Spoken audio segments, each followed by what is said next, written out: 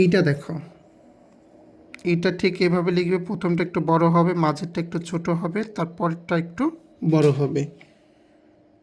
ঠিক আছে, এইভাবে করে লিখবে। আমরা এটাতে আমরা লিখতে পারি ঈগল লেখা যায়। আর জির এই অংশটা একটু ছোট দিও, এইভাবে করে দিলে আরও বেশি সুন্দর হয়। হ্যাঁ, ঈগল লিখতে পারি। তারপর আমরা লিখতে পারি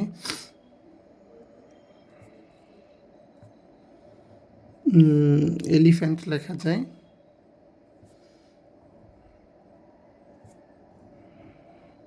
HANT। তারপর আমরা আরেকটা শব্দ লিখি, আই লেখা যায়।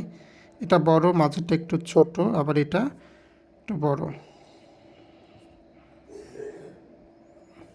ঠিক আছে, এটা লেখো 2-3 লাইন।